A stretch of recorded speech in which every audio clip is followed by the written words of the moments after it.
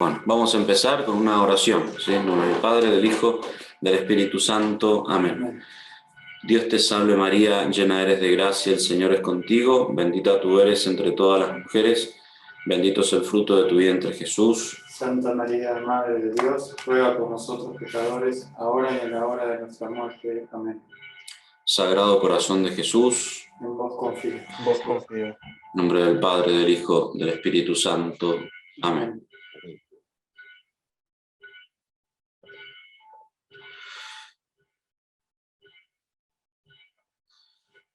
Bueno, me han pedido este testimonio vocacional, ¿sí? Confieso que es la primera vez que lo hago, si nunca había dado mi testimonio, ¿sí?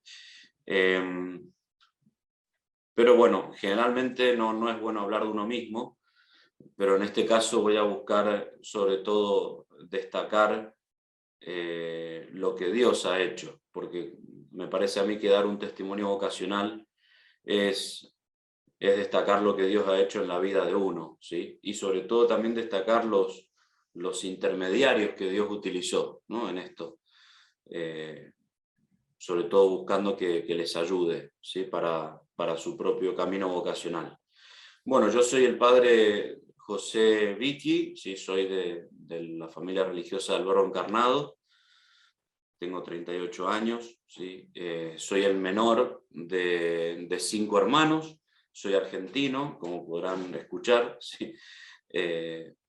Soy el menor de 5 hermanos, el más pequeño, y los 5 hermanos somos religiosos, ¿sí?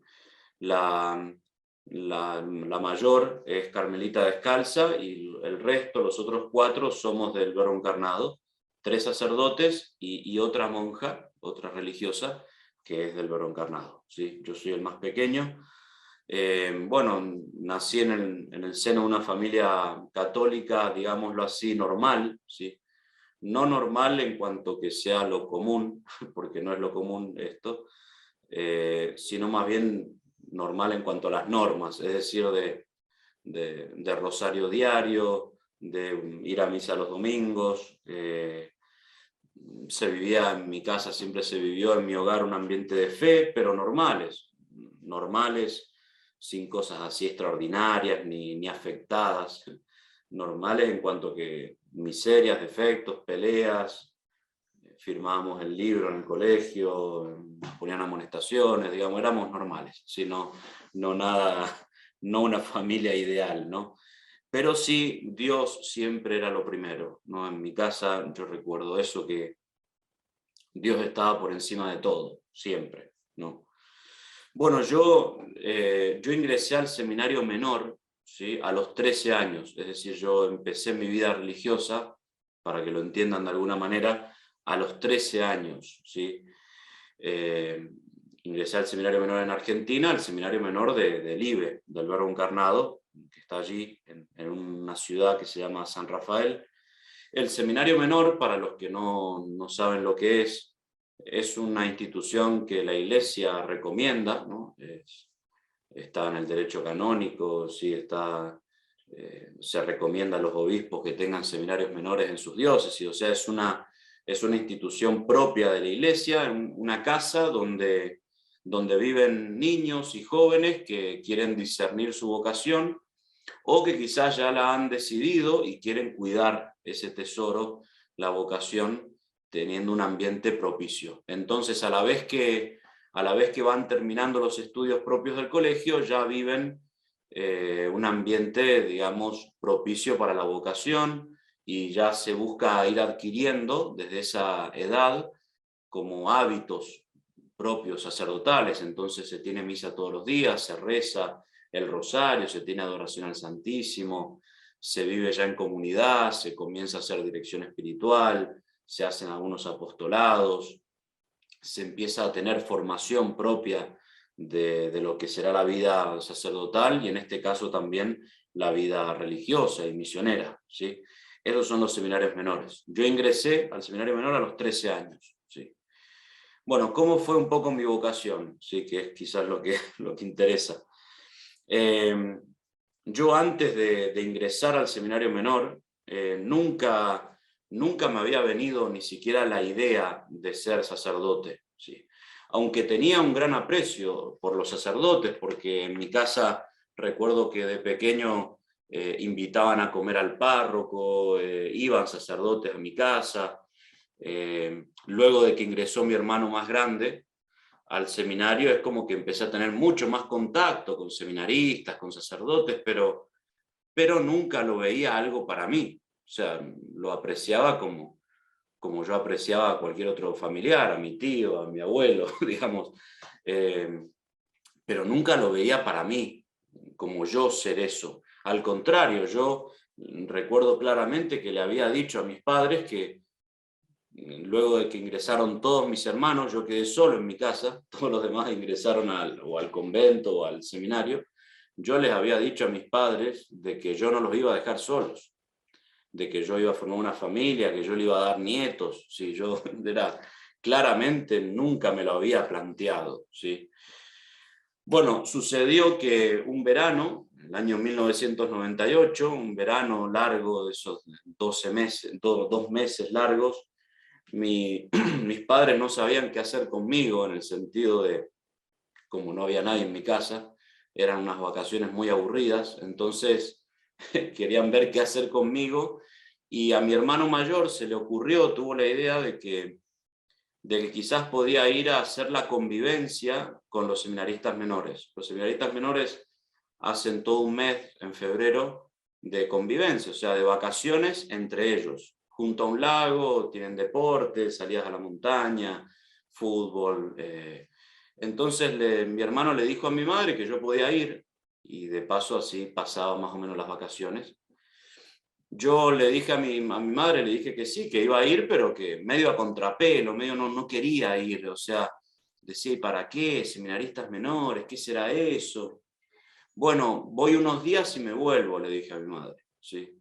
Voy unos días, no sé, un par de semanas y me vuelvo, todo el mes no, es muy, muy largo, bueno.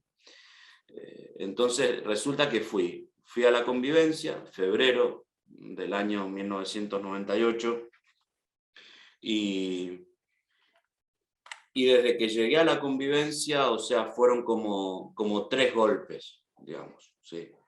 Yo iba de mal modo, de mala gana, como medio desconfiando, y fueron como 3 golpes escalonados, como 3 toques de Dios al alma que yo recuerdo claramente, ¿sí? Que yo considero que eso fue el llamado, ¿sí? El primer golpe, ¿no? El primer golpe, yo llegué a esa convivencia con 13 años, eran unos 60 niños y jóvenes, más o menos los seminaristas menores eran en esa época 60, ¿sí? Y lo primero que me impactó, el primer golpe, fue la pobreza. La pobreza, pero vivida con alegría. O sea, no la pobreza en sí misma, sino vivir en situaciones muy pobres, pero con una gran alegría. ¿Sí? El seminario menor era y es, ahora no tanto, pero en esa época, hace varios años atrás, era muy pobre, o sea, realmente las instalaciones eran muy sencillas, la comida era muy sencilla y muy repetitiva, era casi siempre la misma, era lo que Dios mandaba, no de los benefactores, pero vivida dignamente. O sea, una pobreza llamativa, digna, que se mezclaba con una gran alegría juvenil, lo cual era algo nuevo para mí. Yo tenía todo en mi casa, además era el más pequeño, se sabe que generalmente el más pequeño es el más mimado, como decimos en Argentina, no me faltaba nada, mi mamá me tenía perfectito, no, tenía todo lo que necesitaba y más. De repente ver que esos jóvenes vivían, y niños de 11 años también, vivían con lo justo y necesario, pero sin embargo alegres. Y eso fue un golpe para mí, porque eso mostraba que la alegría no provenía de tener cosas, sino que la alegría tenía una causa superior, que era la alegría de la entrega, ¿no? Que la entrega juvenil tiene una belleza especial, digamos, es así, ¿no? Porque entregarle a Dios la juventud es algo que da una belleza muy particular. Entonces el primer golpe fue eso, ¿sí? la pobreza, pero vivida en una gran alegría, que es algo que después yo hablando con otros, también le ha impactado de nuestra congregación, ¿no? Porque nuestra congregación queremos vivir pobres y vivimos pobres, pero siempre en un gran ambiente de alegría, ¿sí? Primer golpe. Luego de eso, me acuerdo que llegamos al seminario menor y ya emprendimos viaje al lugar donde iba a ser la convivencia, que es junto a un lago que se llama el Niwil. Es un lugar muy querido para todos nosotros en el instituto. Recuerdo que llegamos a la casa, por supuesto todos varones, o sea, un desorden pero total, digamos, dejamos todas las cosas ahí en la casa, lo que llevamos para vivir todo un mes, y dijeron, bueno, vamos a misa, ¿no? Llegamos, dejamos todo y tocó una campana y dijeron a misa. Bueno, a misa, dije yo, bueno, vamos a misa. La misa era en una capilla muy pequeña, de hecho no entrábamos todos en esa capilla, estaba la capilla pequeña, rebosaba de jóvenes, incluso en los pasillos, y el último ni siquiera veía el altar, digamos, o sea, era... Pero bueno, la misa, todos a misa, dejaron así las cosas como fuera, y ese fue el segundo golpe, ¿no? Ver ese grupo de jóvenes participando de misa. Yo nunca había visto tantos jóvenes participar de misa y con tanto fervor, ¿no? Aunque era todo muy pobre, pero la dignidad de la misa resplandecía, ¿no? Teníamos muy pocas cosas y vivíamos con muy poco, pero para Dios lo mejor, ¿no? Y ver el fervor de esos jóvenes, el canto, cómo cantaban con fuerza, con fervor, cómo vivían la misa, siendo niños y jóvenes. Eso fue algo que me impactó muchísimo, porque yo percibí que eso era lo más importante del día. Y yo percibí que para esos jóvenes, eso que estaban viviendo era lo más importante. Yo en el momento quizás no me di cuenta plenamente, muchas cosas las he ido analizando ahora de grande, pero fue el segundo golpe. ¿Cómo viven estos jóvenes la misa, ¿no? El encuentro con Jesucristo. Y luego de eso, ese fue el segundo golpe, ya como quedé como trastocado un poco, pero ya a partir de eso Dios empezó a trabajar en mi alma y durante esos días de convivencia cayó en mis manos un pequeño libro, un librito que se llama Seré sacerdote, ¿no? Un libro muy sencillo de un autor, todavía me acuerdo, Martín Sánchez, pero muy sencillo, incluso con dibujos, muy poco, digamos, contenido, pero hablaba de lo que hace el sacerdote, que el sacerdote celebra la misa, que confiesa, la importancia del sacerdote, todo muy sencillo para niños, ¿sí? Y a medida que yo fui leyendo ese libro, que valga la pena destacar, yo no leía nada, o sea, no leía, o sea, capaz que a muchos le ha pasado, a los 13 años no leía nada, ¿no? Leía lo justo y necesario, ¿no? Mis hermanos me decían que yo no leía ni los pasacalles, digamos, ni los carteles que están en la calle, ni eso leía, me bromeaban. Pero bueno, sin embargo ahí leía, y a medida que iba leyendo eso, empezó a crecer en mí el deseo de ser eso, o sea, que yo quería vivir eso, lo cual era algo nuevo en mi alma porque yo no quería antes eso, y ahora lo quería, y lo deseaba, y lo quería para mí, y veía que yo, viviendo eso, iba a ser feliz, ¿no? Y así Dios fue trabajando en mi alma hasta que pasaron 2 días, tan solo 2 días de que llegué a la convivencia, queriéndome ir lo antes posible, sin querer ser sacerdote ni querer estar con seminaristas menores. Pasaron 2 días y yo quería vivir en el seminario menor y ser sacerdote, ¿no? Algo totalmente nuevo en mi alma. O sea, no venía de mí eso, ¿no? Yo no me daba cuenta, por supuesto, tenía 13 años. Le pregunté a un seminarista, ahí acompañaban seminaristas, ayudaban, seminaristas mayores, hacían como asistentes. Había uno con el que tenía más confianza y le pregunté, le digo, bueno, yo quiero ser seminarista menor, ¿qué tengo que hacer? Bueno, y él me dijo, tienes que hablar con el rector. Bueno, ¿y quién es el rector? O sea, ni siquiera lo identificaba todavía. recién llegaba a la convivencia.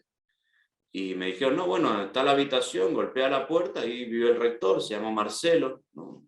Luego fue mi rector 5 años. Fui yo 13 años, ¿no? A la habitación del rector, golpeé la puerta, quiero hablar con usted, y o sea, muy a lo niño, todo, ¿no? Muy sencillo. Y me dijo, bueno, a ver, siéntate. Me acuerdo, me hizo sentar en un sillón, el sillón de él me hizo sentar ahí, se puso en el escritorio y me dijo, bueno, a ver, ¿qué es lo que quieres hablar? Le dije, bueno, yo quiero ser sacerdote, ¿no? Así, a quemarropa, ¿no? Bueno, se sorprendió, me acuerdo que sonrió, pero parece que yo le causaba gracia, no sé, pero me dice, bueno, pero a ver, ¿y por qué?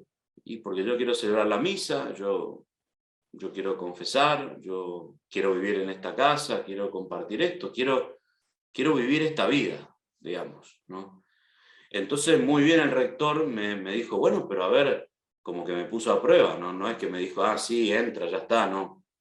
Me dijo, bueno, pero tú eres consciente de que vas a tener que dejar tu casa, a tu madre. Sí, sí, le dije, yo ya lo sé, ¿no?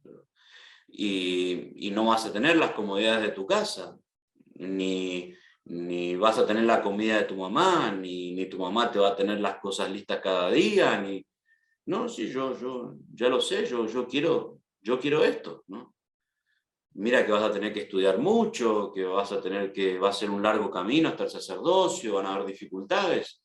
No, yo realmente quiero esto, sí, ya está, ¿no? Todo muy sencillo, ¿no? En ese momento, porque una cosa es lo que yo analizo ahora, ¿no? Pero en ese momento para mí era todo muy fácil, muy sencillo, muy claro. Era muy claro. Sin duda fue de las gracias de primer tiempo que habla San Ignacio de Loyola, ¿no? Yo no podía dudar que eso era lo que tenía que hacer, ¿no? Porque Dios cuando llama al modo de cada uno. Y al niño lo llama como un niño. El niño es sencillo, el niño no hace análisis, razonamientos. Lo llama al modo del niño. Es como un niño cuando uno le enseña que Jesús está en la Eucaristía. El niño dice, ya está, ahí está Jesús. No es que el niño se pone a analizar, ¿cómo puede ser que los accidentes del pan permanezcan si la sustancia es distinta? No hace esos razonamientos del niño. Es muy sencillo, pero que sea sencillo no quiere decir que no sea real y no tenga fe realmente. Así fue el llamado que Dios me hizo, o sea, fue todo muy sencillo. A partir de ahí, bueno, yo llamé a mis padres, le dije que me iba a quedar todo el mes y que me iba a quedar a vivir. Se lo dije por teléfono, recuerdo a mi madre. Y mis padres realmente en eso muy, muy ejemplares, y se los agradeceré siempre. Cuando yo les dije que me dieran permiso, ellos me dijeron que lo iban a pensar y de hecho viajaron al lugar donde estaba yo de convivencia y me dijeron que sí, hablaron con el rector y me dieron el permiso, pero luego, años más tarde, cuando yo ya era siendo ya seminarista mayor, sobre todo después que murió mi padre, me lo contó mi madre, de que cuando ellos estaban pensando si me daban el permiso o no, yo era el más pequeño, recuerden, me iba yo de la casa y se quedaban solos. Cuando estaban analizando si me daban el permiso, mi padre le dijo a mi madre, le dijo, pero si Dios lo llama, no podemos oponernos. No podemos ponernos en contra si Dios está llamando a uno de nuestros hijos, ¿no? Y me dieron el permiso, sí. Por eso la importancia que tiene la familia en el acompañamiento, ¿no? de las vocaciones, ¿no? El bien que puede hacer la familia y por otro lado el daño que puede hacer una familia, unos padres, si no dan el permiso, ¿no? Como les decía, fue una gracia de primer tiempo. Yo nunca más dudé hasta el día de hoy. Hubo pruebas, hubieron tentaciones, que es normal en toda vocación sacerdotal y es normal en toda vocación, también en la matrimonial, que haya pruebas y dificultades, pero yo nunca dudé de que lo que Dios me pedía era eso y de que es lo que Dios me pide, ¿no? Y por supuesto no me arrepiento de haberlo elegido, ni me arrepiento de tampoco haberlo hecho a los 13 años, ¿no? El seminario menor para mí fue la etapa más feliz de mi vida. Yo no recuerdo haber sido tan feliz como en esa casa, como en esos años, ¿sí? Aunque muchos por ahí pueden decirte, bueno, pero perdiste, no tuviste la experiencia de ponerte de novio, no tuviste la experiencia, no sé, de haber vivido la juventud como la viven otros, de salir los fines de semana, a la discoteca, esto, aquello. Yo creo que estoy convencido de que lo más feliz para un joven es entregarse a Dios. No puede haber felicidad más grande. Y es lo que Dios me regaló, porque fue un regalo. Como ustedes ven en mi historia, yo no hice nada, digamos. O sea, pero bueno, esa fue un poco mi historia. Ingresé al seminario menor, luego hice todo el seminario menor, luego ya la etapa de formación, noviciado, seminario mayor, y luego, que es lo que le voy a contar ahora, que es un poco sacar dos reflexiones a partir de, tres reflexiones que quiero sacar de mi propia historia vocacional, pero no solo de la historia de mi vocación, sino del hecho de que yo tuve una gracia como sacerdote. Mis primeros 10 años de sacerdote, ahora tengo casi 13, mis primeros 10 años de sacerdote yo tuve la gracia de trabajar en formación, ¿no? Es decir, 2 años fui formador, como sacerdote formador en el seminario menor, o sea, ayudando a niños y jóvenes en su vocación, en el mismo lugar donde yo fui seminarista menor, luego fui formador, y casi 8 años trabajé en seminario mayor, acompañando a las vocaciones en el seminario mayor, ¿sí? Como profesor, director espiritual, lo cual me hizo estar en contacto con vocaciones tempranas, pero también con vocaciones a la vida consagrada. Me tocó acompañar, ayudar a discernimiento, y por eso también quiero sacar tres reflexiones de esa propia historia también, ¿no? Sobre todo de ver cómo las grandes verdades que enseñan los santos sobre las vocaciones y sobre cómo hay que tomar la decisión vocacional, cómo hay que discernirlo, yo pude verlo en la realidad. O sea, eso que enseñan los santos, San Alfonso María de Ligorio, San Juan Bosco, yo pude palparlo en cómo eso es verdad, ¿no? Y cómo eso se cumple, ¿no?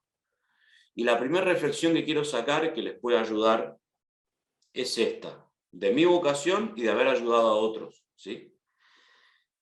La primera verdad, Dios es Dios. Uno podría decir, padre, realmente lo suyo es brillante, digamos, o sea, qué genial, padre José. Bueno, Dios es Dios. Y con esto me refiero a que Dios es todopoderoso.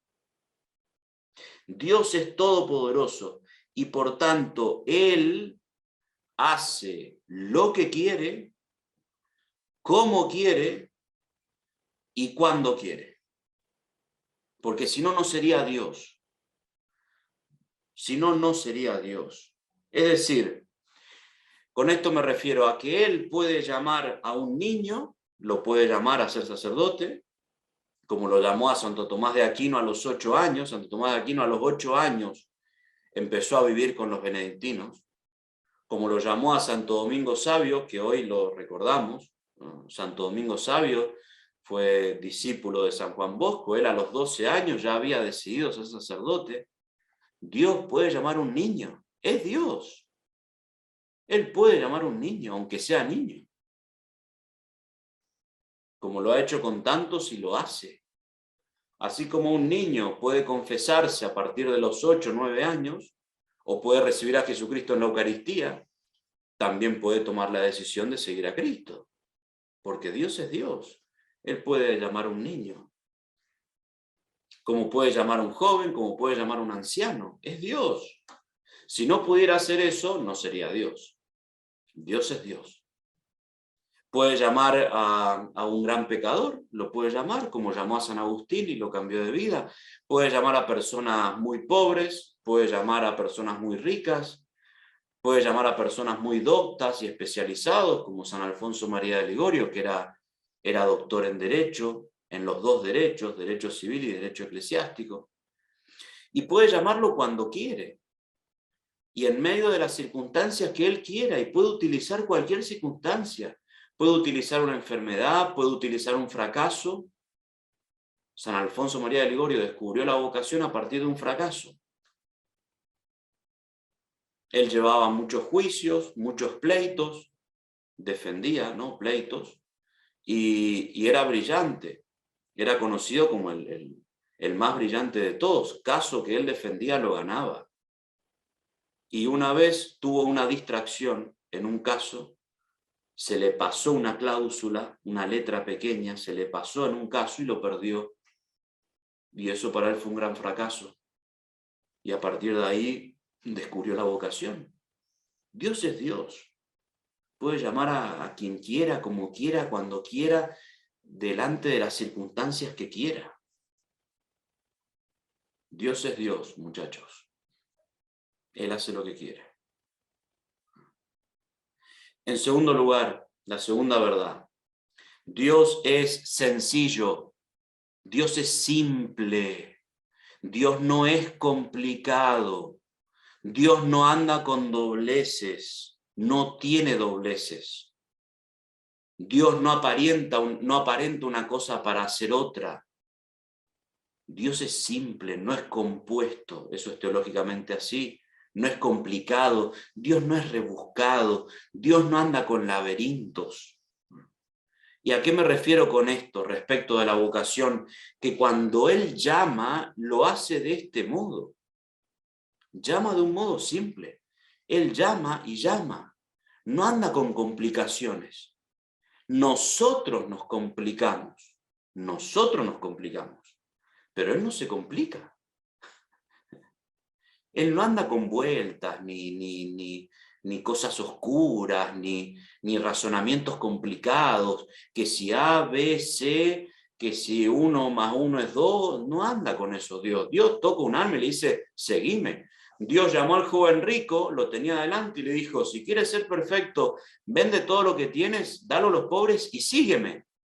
Punto. El que se complicó fue el joven rico, que tenía riqueza, y se empezó a complicar y se fue triste, le dijo que no. Pero Dios no se complicó, le dijo, ¿querés ser santo? Sí. Cumplí los mandamientos, ya los cumplo. Ah, ¿querés ser perfecto? Vende todo y seguime. Ya está. Fíjense lo que dice el gran Don Bosco, patrono de los jóvenes, un gran acompañador de las vocaciones. Él dice, me parece un grave error decir que la vocación es difícil de conocer. Me parece un gran error decir que la vocación es difícil de conocer. El Señor nos pone en tales circunstancias que nosotros no tenemos más que ir adelante. Solamente hay que corresponderle. Es decir, solamente hay que decirle que sí. Es difícil conocerla cuando no se quiere seguir, cuando se rechazan las primeras inspiraciones. Ahí es difícil conocerla, cuando no quiero decirle que sí. Cuando empiezo a rechazar los primeros toques de Dios al alma, que me llama y yo me hago el tonto y miro para otro lado. Ahí, dice él, es ahí donde se embrolla la madeja. Es ahí cuando se empieza a complicar la cosa, cuando no le quiero responder, cuando no quiero seguir lo que Dios me pide. Como decimos en Argentina, es ahí cuando se empieza a embarrar la cancha, se empieza a complicar todo. No es culpa de Dios de que Dios no me lo quiere mostrar, es que ya me lo mostró y yo le dije que no. Mirad, dice Don Bosco, mirad, cuando uno está indeciso sobre hacerse o no religioso, hacerse o no sacerdote, os digo abiertamente que éste ya tuvo vocación. No la ha seguido inmediatamente y se encuentra ahora embrollado e indeciso. Cuando empezamos a deshojar la margarita, me quiere, no me quiere, me quiere, no me quiere, me hago cura, no me hago cura, me hago misionero, no me hago misionero. Ya me llamó. Y yo me estoy complicando ahora. Lo dice Don Bosco, no lo digo yo. Y lo dice muy claramente. Ya tuvo vocación. Lo que pasa es que le está diciendo que no a Dios. Y quiere engañarse con que esto, que aquello, que el proyecto de mi vida fue siempre este o aquel. Lo que sea. Por eso el problema en el tema vocacional no son las vocaciones en cuanto al llamado. El problema son las respuestas. Hoy en día el problema no es que Dios no llama más. Dios sigue llamando. Dios no va a abandonar nunca a su iglesia. Dios sigue llamando, sigue derramando, dice Juan Pablo II, las vocaciones a manos llenas. Lo que falta son respuestas generosas. Lo que pasa es que se rechazan las primeras inspiraciones, dice Don Bosco. Y ahí se empieza a complicar todo. Pero cuando uno le dice sí a Dios con generosidad y prontitud, es todo muy sencillo. Dios es simple. Tercera reflexión, sí, y con esto termino. Dios tiene un plan providencial sobre cada uno de nosotros, y es el único plan. Ahí está el punto. Dios tiene un plan en su providencia para mí. Dios tiene un lugar para mí en la iglesia, pero ¿saben qué? Es el único lugar. Dios tiene un plan, no 5 ni 2, tiene uno. No es que Dios dice, bueno, este es el plan principal y si dice que no, está este otro. No, yo me salgo del camino que Dios tiene para mí, pero es el único plan. Y generalmente en ese lugar que Dios tiene para mí, nadie me va a reemplazar, generalmente. Sí. Como Dios nos dice a cada uno de nosotros, como al profeta, si tú no quieres, ¿a quién enviaré? Si tú me dices que no, ¿a quién envío? Están esas almas esperándote. Si tú me dices que no, ¿a quién mando? No, manda a otro, manda a mi compañero, manda al otro que es más inteligente. No, no es así. No es así. Las cosas de Dios no son así. Como ya lo habrán contado seguramente, el San Francisco Javier, con esto termino, cuando él estaba en las Indias, jesuita, él le escribe una carta a San Ignacio de Loyola, su padre espiritual, su superior, contándole sus aventuras misioneras y cómo habían muchísimas almas que necesitaban de misioneros en esos lugares, que él bautizaba, se le cansaba el brazo de tanto bautizar, entonces le pide que le mande más misioneros, porque necesita ayuda.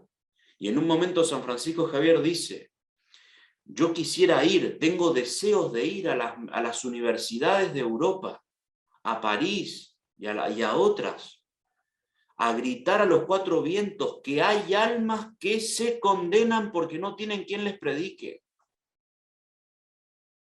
Y están allí cómodos en la universidad pensando en sí mismos, en sus proyectos, y hay almas que no tienen quien les predique. Y él había estudiado en las universidades, él conocía bien. Y conocía que había muchas vocaciones en esos lugares, pero no quieren ser generosos para entregar la vida a Dios. ¿No? Por eso, muchachos, si realmente amamos a nuestra madre la iglesia, tenemos que plantearnos cuál es nuestro lugar en la iglesia. La iglesia está en el mundo para salvar almas, para eso está la iglesia. Y nosotros tenemos que ver cuál es el lugar que Dios quiere de nosotros para cooperar en esa gran empresa que es la salvación de las almas. En nombre del Padre, del Hijo, del Espíritu Santo. Amén. Bueno, ahora creo que queda, si hay tiempo, no sé cómo es, queda abierto a, si quieren hacer algunas preguntas, no sé. Yo primero quiero decir algo, me había pedido el Padre Gustavo y me olvidé. algo mínimo del instituto, pues en principio yo iba a contar un poco de nuestro instituto, ¿no? Del Verbo Encarnado. Nuestra congregación del Verbo Encarnado nació en Argentina en el año 84, es una congregación religiosa, clerical y misionera, ¿sí? El carisma de nuestro instituto es evangelizar la cultura, es decir, encarnar el Evangelio de Jesucristo en las culturas, o sea, llevar a Cristo a la cultura, buscando transformar la cultura, las culturas de los hombres, purificarlas y elevarlas por la gracia. Por eso nuestro carisma es muy amplio, es decir, tiene muchas virtualidades, en el sentido de que hay muchas posibilidades de evangelizar la cultura.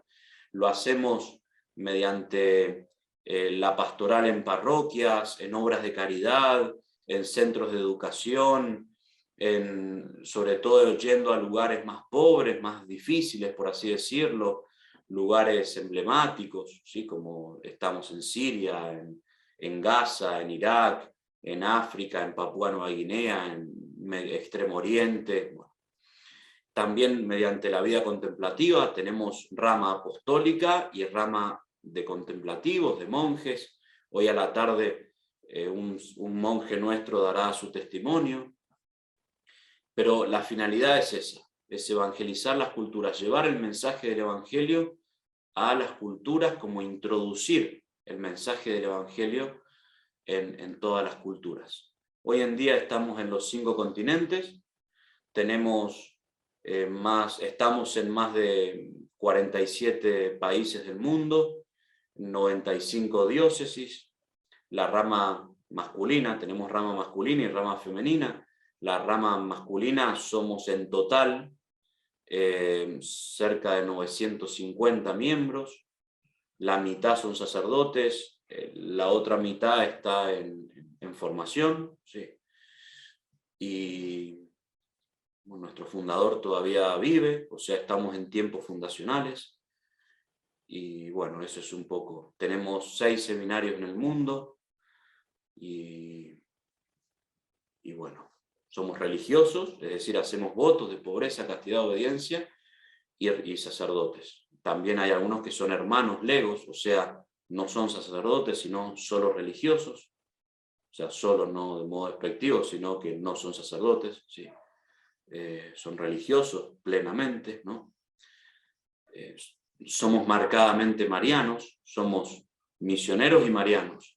Hacemos un cuarto voto, además de pobreza, castidad, obediencia, como hacen todos los religiosos, hacemos un cuarto voto de esclavitud a María, en materna esclavitud de amor, ¿sí?